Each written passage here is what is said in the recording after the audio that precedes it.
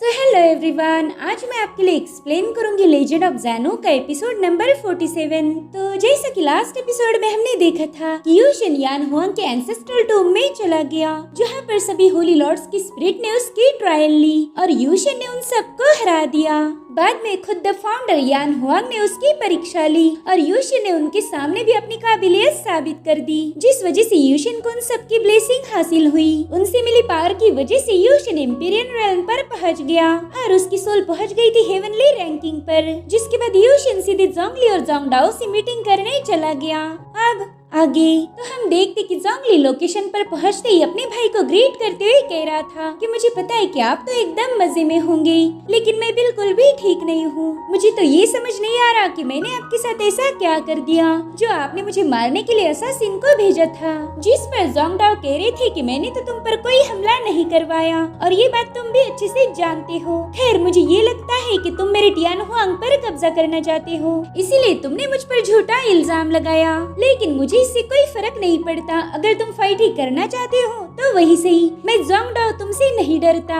जिसके बाद वो अपने सभी वॉरियर्स को अटैक करने का हुक्म देता है। वो सभी लोग जोंगली की तरफ आगे बढ़ रहे थे, लेकिन तभी एक बैनर के साथ यूशिन की वहाँ पर एंट्री हो गई। वो बैनर यान हुआंग का था, जिसे देखकर ही सभी लोग रुक गए। वो कह रहे थे कि अरे ये मास्क पहना हुआ बंदा तो किन्यू है और ये किलर लिस्ट की 98th रैंकिंग पर आता है और शायद यही होली लॉर्ड का चुना हुआ सक्सेसर है। मगर ये बात जोंगडाओ को बिल्कुल भी हजम नहीं होती। वो कह रहा था कि मैं हमारे होली लॉर्ड को पहचान सकता हूँ और तुम में उनके जैसी कोई भी बात नहीं। मुझे पता है कि तुम सबको फंसा कर यान हुआंग की पोजीशन को हथियाना चाहते हो, लेकिन मैं ऐसा बिल्कुल होने नहीं दूंगा। जिस पर यूशिन कह रहा था कि शायद आप जानबूझकर मुझे पहचान नहीं पा रहे कि मैं ही होली लॉर्ड यान हुआंग का सक्सेसर हूँ। खैर, इसका भी इलाज है मेरे पास। चलो हम शर्त लगाएंगे, अगर तुम मेरे साथ फाइट में जीत गए तो मैं तुम्हें यान हुआंग और उसके बिखरे हुए तीनों पैलेसेस को दे दूंगा। फिर यान हुआंग को यूनाइट करना तुम्हारी जिम्मेदारी है। तुम खुद ही एक होली लॉर्ड बन जाओगे।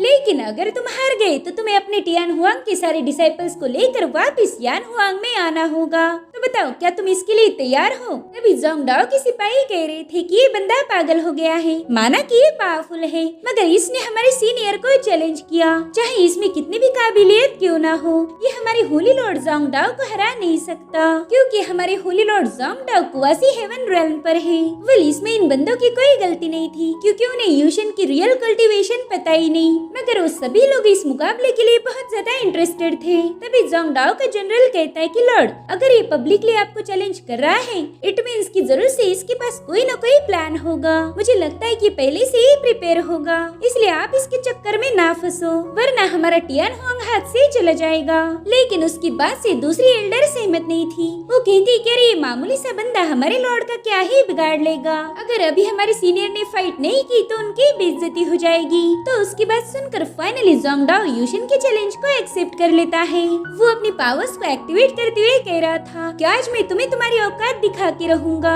तुम्हें तुम्हारे होली लॉर्ड बनने के डिसीजन पर पछतावा नहीं हुआ तो मेरा नाम बदल के रख देना। जिसके बाद वो सीधे यूशन पर हमला करने चला गया। तब तक यूशन भी अपने सभी सिपाहियों को पीछे हटने के लिए बता देता है, ताकि वो बेवजह घायल ना हो पाए। जोंगडाओ कह रहा था कि आज तो तुम्हें बदतमीजी की कीमत चुकानी होगी। जिसके बाद वो थंडर पावर को एक्टिवेट करते हुए बहुत ही विशाल पाम क्रिएट कर देता है। तो यूशन भी उसके पास जाते हुए सीधे उस पर डिवाइन पंच से हमला कर देता है। इन दोनों के पावरफुल क्लैश में वहाँ पर बहुत बड़ा ब्लास्ट हो गया था, जिसमें साइड वाला माउंटेन टुकड़े टुकड़े होकर बरसने लगता है। इसीलिए वहाँ मौजूद सभी लोग शील्ड बनाकर खुद को बचा रहे थे। डाओ के सिपाहियों में एक गद्दार था। वो देखता है कि यहाँ पर तो दो आर्मीज की नहीं बल्कि दो लॉर्ड्स की जंग हो रही है, इसलिए वो सीनियर मुंह को इसके बारे में खबर देना चाहता था, ताकि वो इस जंग में ना आ पाए। वो एक टैलिस्मान का यूज करते हुए मैसेज भेजने की कोशिश करता है, मगर वहाँ पर एक इनविजिबल शील्ड बनी थी जो उस मैसेज को बाहर जाने से रोक देती है। तो अब वो बंदा खुद ही वहाँ से भागने लगता है। वो जोंगवू को वहाँ आने से रोकना चाहता था, लेकिन जंगल में ही उसका पाव एक फॉर्मेशन पे गिर गया, जिसे देखकर वो बंदा कंफ्यूज हो जाता है। उसे लग रहा था कि पता नहीं यहाँ पर किसने फॉर्मेशन सेटअप किया होगा और अब उस फॉर्मेशन से एक रोप बाहर आके उसे जकड़ लेती है। दरअसल उस बंदे को कैप्चर करने का काम शुई ने किया था। सीनियर जोंग उससे कह रहे थे कि देखा ना, होली लॉर्ड यूशन बहुत स्मार्ट है, उन्हें पता था कि सिपाहियों में गद्दार हो सकते हैं, तो उन्हें पकड़ने के लिए यूशन ने हमें यहाँ पर तैनात कर दिया। जिस पर शुई कह रही थी कि हम गद्दारों को तो कैप्चर कर लेंगे, लेकिन हमारा प्लान है जोंगमू को इस बैटल में शामिल करना। जब तक वो यहाँ नहीं आएगा तब तक इस जंग से हमें कोई आउटपुट नहीं मिलने वाला। वहीं दूसरी तरफ जोंगमू को खबर मिल गई थी कि जोंगली और जोंगडाओ दोनों भी बैटल कर रहे हैं, जिससे वो बहुत ज्यादा खुश हो गया था। उसके साथ ब्लड थर्स्टी हॉल का बंदा भी था जो कहता है कि मेरे ख्याल से हमने वहाँ पर जाना चाहिए। उन दोनों के घायल होने के बाद ही हम उन पर तुरंत ही अटैक कर देंगे। ऐसा करने से हम बड़ी आसानी से उन पर फतेह हासिल कर सकते हैं। तो जोंगमू तुरंत ही अपने सिपाहियों से कहता है कि शुआनलोंग माउंटेन पर जाने की तैयारी करो। उसका ऑर्डर मिलते ही वो सभी लोग रेडी हो गए थे। अब वो सीधा माउंटेन की तरफ रवाना हो जाती है। उन्हें जाते हुए एल्डर टियानजोंग ने देख लिया था। गाइस ये पता है ना कौन है? ये है हमारे यूशन के होने वाले ससुर जी। उन्होंने अपने बंदों के हाथों से जोंगमू के जंगल में फैले हुए जासूसों को भी घायल करवा दिया। इधर जोंगडाओ ने यूशन पर सेकंड अटैक करने की तैयारी कर ली, मगर तब तक यूशन भी अपनी डिवाइन सोर्ड को एक्टिवेट कर देता है। उसने कई सारी डिवाइन सोर्ड बना ली थी जिससे वो जोंगडाओ पर हमला कर देता है, मगर जोंगडाओ उससे कह रहा था कि इन 2 कौड़ी की मूव का यूज करके तुम मुझे हरा नहीं सकते।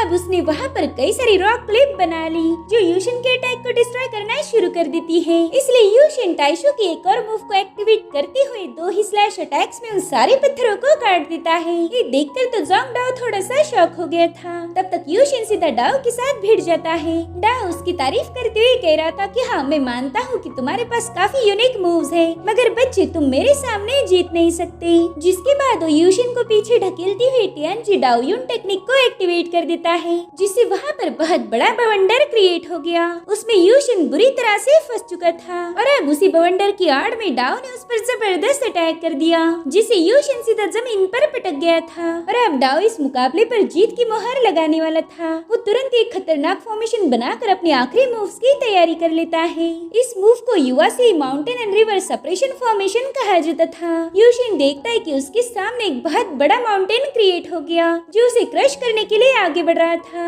डाओ उससे कह रहा था कि बच्चे तुम यान हुआंग की होली लॉर्ड बनने के लायक नहीं हो। जिस पर यूशन कहता है अगर मैं होली लॉर्ड नहीं बनूंगा तो फिर कौन बनेगा, मेरी जितना पावरफुल तो कोई नहीं। जिसके बाद यूशन ने भी क्लाउड्स को इकट्ठा किया और फिर वो अपनी खास मूव 8 डिसोलेशन थंडर स्लैश को एक्टिवेट करते हुए वहाँ पर बिजलियाँ गिराना शुरू कर देता है। आसमान से ढेर सारी फायरबॉल रिलीज होते हुए डाओ ने बनाए हुए माउंटेन को हिट करना शुरू कर देते हैं, जिससे वो माउंटेन डैमेज हो रहा था। और इधर थंडर ने डाओ को अपना टारगेट बनाया। उस पर काफी तेजी से थंडर बरसने लगती है, जिसे डाओ बिल्कुल भी झेल नहीं पाता और वो बुरी तरह से घायल होकर नीचे पटक जाता है। तब तक वहाँ पर बहुत बड़ा ब्लास्ट होकर डाओ का माउंटेन भी बिखर गया था। जोंगडाओ के सोल्जर्स कह रहे थे कि इस किन्यू में खतरनाक पावर्स है और शायद इसी वजह से इसे गॉड ऑफ किलिंग भी कहा जाता है। अगर हमारे लॉर्ड कुवासी हेवन रेल्म पर होके भी उसके आगे टिक नहीं पाए तो पता नहीं यहाँ पर ऐसा कौन होगा जो किन्यू को हरा पाएगा। जोंगली भी यूशन की तारीफ कर रहा था।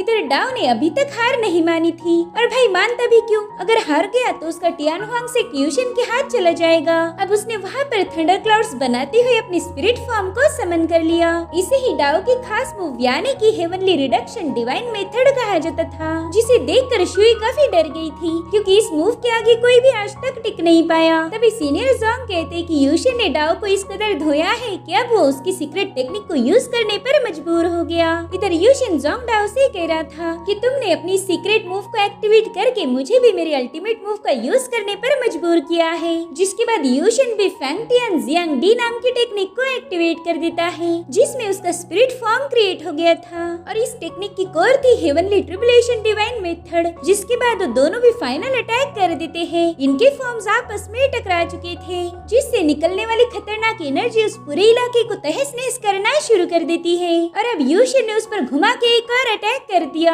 जिसमें डाओ का स्पिरिचुअल फॉर्म गायब हो गया था और अब वो सीधा नीचे जाके गिर जाता है। अपने लीडर की ऐसी हालत देख के उसके सिपाही घबरा गए थे। शुई भी यूशन की पावर्स देखकर चौंक गई।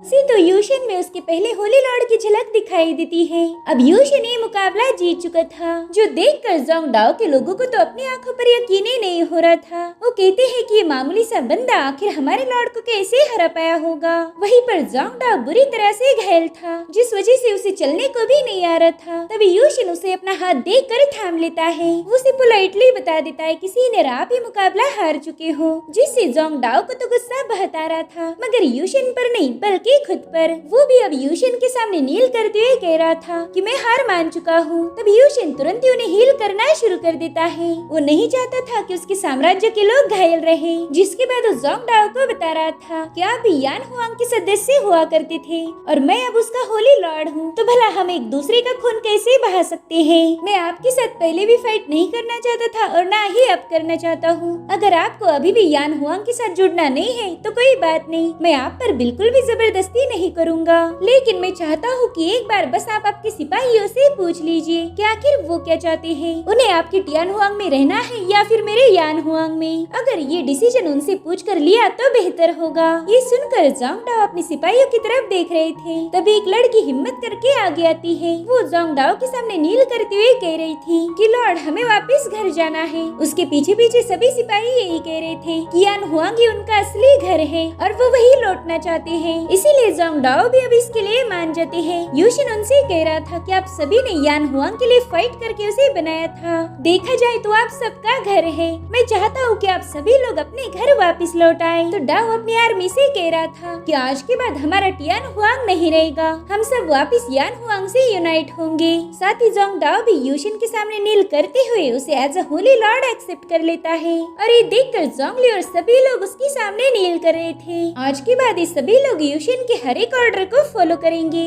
यूशिन ने यान हुआंग के खोए हुए 2 पीसेस को तो जोड़ दिया था, बस अब एक का जुड़ना बाकी है। वो कह रहा था कि ये जंग अभी खत्म नहीं हुई, हमें अपने रियल दुश्मन को भी हराना होगा और मैं चाहता हूँ कि तुम सभी लोग इसमें मेरा साथ दो। अब थोड़ी देर बाद जोंगमू अपनी सेना लेकर वहाँ पे पहुँच जाता है। उसके सामने इन लोगों ने काफी अच्छी सी नाटक सेट किया हुआ था। वेल उसे ये दिखाना था कि जोंगली और जोंग डाओ के दरमियान जबरदस्त जंग हो रही है। उनके सिपाही एक दूसरे को खत्म कर रहे थे। वहीं पर जोंगली और डाओ में खतरनाक फाइट चल रही थी। वो दोनों ऐसी एक्टिंग कर रहे थे कि मानो एक दूसरे के खून के प्यासी हो। और तभी जोंग डाओ घायल होने का नाटक कर रहा था। जोंगमू देखता है कि इन दोनों की सेनाओं की बैंड बजी पड़ी है। वो अपने साथियों से कह रहा था कि ये दोनों भी बुरी तरह से घायल हो चुके हैं, तो चलो इसी मौके का फायदा उठाएं। आज हम इन दोनों को खत्म करके इनके सेक्ट पर राज करेंगे। जिसके बाद वो अपने सिपाहियों के साथ मिलकर अटैक करने के लिए आगे बढ़ता है। वो कह रहा था कि जोंगली और जोंग डाओ तुम मेरे ही हाथों मरने वाले थे, किस्मत का लिखा कोई भी टाल नहीं सकता। जिसके बाद वो अपने खास गोल्डन वेपन से इन दोनों पर हमला कर देता है। और इधर ये दोनों भी एक दूसरे को देख के स्माइल कर रहे थे, क्योंकि जोंगमू खुद की चाल में फंस चुका था, लेकिन उसे इस बात की खबर ही नहीं है। अब जोंगली और जोंगमू मिलकर उस वेपन पर पावरफुल अटैक कर देते हैं, जिससे जोंगमू के वेपन के टुकड़े टुकड़े हो गए। पहला तो ये सब देखकर जोंगमू थोड़ा सा कंफ्यूज हो गया, लेकिन बाद में उसे समझ आ गया कि ये लोग कोई जंग हारे नहीं, बस हारने का नाटक कर रहे हैं। और ना ही जोंगली और जोंग डाओ में कोई बैटल हुई, शायद ये इनकी एक चाल होगी। इधर इन दोनों आर्मीज के सिपाही जो घायल होने का नाटक कर रहे थे, वो अचानक से उठ के जंग के लिए तैयार हो गए, ताकि ये सब मिलकर जोंगमू को हरा पाए। और इसी के साथ एपिसोड यहीं पर एंड हो जाता है। Thank you so much for watching. Bye bye, take care.